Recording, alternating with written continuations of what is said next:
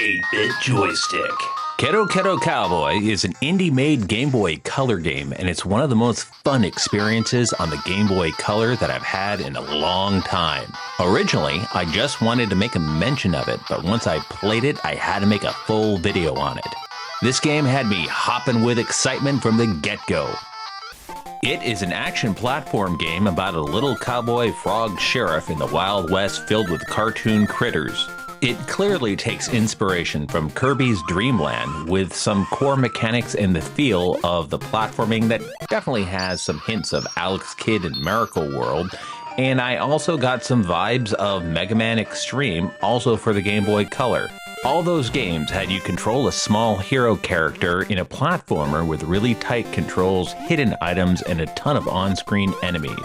Much like Kirby, our little frog cowboy protagonist is a cute sucker with a big old cowboy hat and small on-screen size. The design and graphics are particularly well done. Our hero is cute and well animated. I really like the feeling of momentum as our hero bounced around the screen with gravity. He has a simple design which is really well animated and helps breathe life into the character. I particularly got a chuckle out of levels that had floating dancing cactuses because why not? And I applaud them for going with the Wild West aesthetic and sticking with it. The cartoon bad guys also have cute little hats, including the underwater fish. All the characters are easy to read, and it's super easy to figure out what's going on.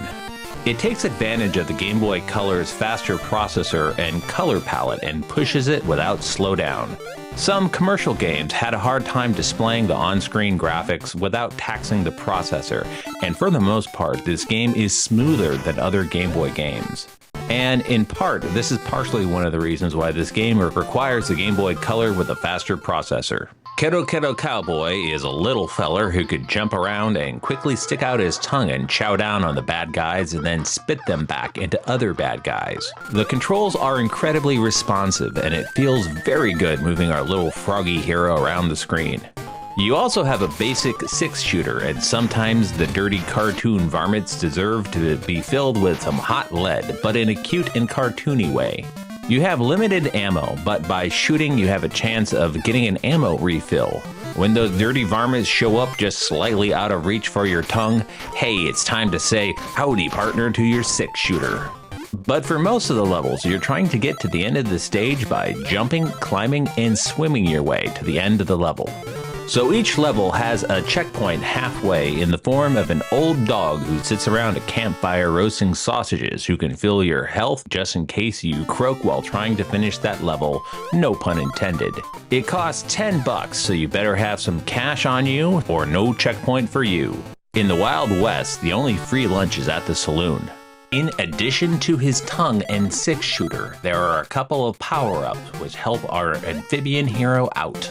I particularly like the stages that featured the cowboy boot, which is a reference to the boot in Super Mario 3.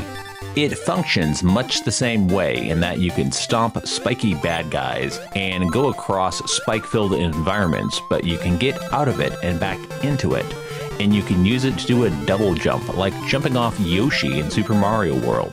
There are red hot chili pepper power-ups, which gives you fire breath and a couple minutes of near invincibility and a gun with unlimited ammo. You can also take out underwater baddies by blowing bubbles at them. Most of the boss enemies will allow you to use their own attack against them by sucking it up and spitting it back at them. This is one of the best platformers that I've played on the Game Boy Color in a long time. Each of the 5 stages contains 5 levels. The first stage is a desert wilderness, the second stage is the mole mines, and the third stage is a train robbery, which is overrun by gun-toting rats. The fourth stage is a forest and an ice-covered mountain, while the 5th stage is a creepy ghost town full of persistent ghosts. So each level has 3 big star coins that function as collectibles, so it encourages replay value to go get them all. So it is quite impressive that this is a work of one developer and one musician. Game Boy Studio is bringing about a new era of indie Game Boy development by functioning as middleware. Originally, game makers hand-coded their games in microprocessor assembly, but the development of middleware such as Game Boy Studio took a lot of the drudgery out of it. This can actually free up a game developer, and it can provide pre-made parts to game engines, which then they can tweak as they see fit. A lot of modern Game Boy games are being developed with GB Studio. Gamers definitely benefit from developers being able to do more in less time. One interesting thing that I noticed is that hitting the menu button on my GB EverDrive X7 took you back to the main menu and did not bring up the on-screen menu to load and save progress. The game has an auto-save feature, and you can use save states on the analog pocket. It worked flawlessly on my FP GBC, my Nintendo Game Boy Color, the Analog Pocket, Game Boy Advance, Game Boy Advance SP, and it would have worked on my Chromatic, except for my particular EverDrive is incompatible, but that's an existing issue with my Chromatic and EverDrive. It also works in every single Game Boy Color emulator and FPGA core. So however you choose to play this game, you have options. Currently, it's not available on pre-made cartridges, but I hope a cartridge publisher picks it up. There is a good challenge, but our little froggy cowboy hero can take 3 hits. The difficulty seems fair. Now, the bosses represent a good challenge. The second one was a mole who was throwing pickaxes at you, and you have to time it perfectly so you can catch his pickaxe and then spit it back at him. And then I realized that the little froggy has a gun, and I could just pop a cap at him, and that works too. There are decent minecart levels without being infuriatingly difficult. Too often with modern-made retro platformers, they're going to compensate for having really tight controls by throwing an absolute ridiculous difficulty curve at you. It's sort of the curse of Flash games, but with everything covered in razor blades and spikes. And luckily, this isn't like that. But I'm not gonna lie to you, the game starts off simple enough, but the challenge ratchets up in later stages.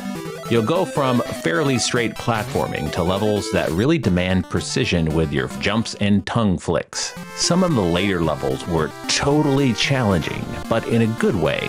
And you can always go back to earlier levels and grind for extra lives by replaying them.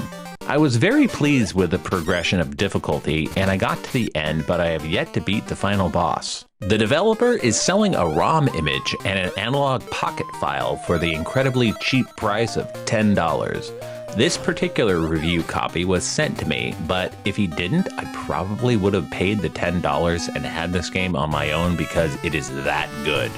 You know, I totally should buy the other games made by the developer Mike Bedsole, also known as MetagameMike. His other games are Sushi Gun and Birdie Bartender. The music is really good, and it's right up there with some of the better music on the Game Boy Color. Each stage has a distinct musical flavor that perfectly matches with a Western theme. Since the Game Boy platform had been used heavily for chiptunes, modern-made Game Boy games almost has better music than old Nintendo published games. I was really impressed how this game has modern design sensibilities but still feels true to classic Game Boy development from back in the day. This little froggy has a lot under his cute little hat, and I tip my hat to him for pulling it off. It's un-frog-gettable. The simplicity of this game is one of its biggest accomplishments. It set out to make a really good action platformer game for the Game Boy Color that felt like an old school game, and they totally delivered. It doesn't get bogged down with different playstyles, and it isn't overly ambitious, but it nails the execution. It has a deliberate retro charm that is simple yet adorable. It is exactly the kind of fun and cozy platformers that I needed in my life. It is as familiar as a tasty pot of beans cooked over an open pot fire outside under the stars of the western sky. Mosey on down to the gentleman's site and get yourself a copy of Kero Kero Cowboy. Yeah! So we make videos like this each week. There are some good ones coming up, so you should totally click the subscribe button so you don't miss out. You should totally hit the like button, which tells YouTube that you like this video. Thanks for watching. This is 8-Bit Joystick. Stay awesome. Play retro.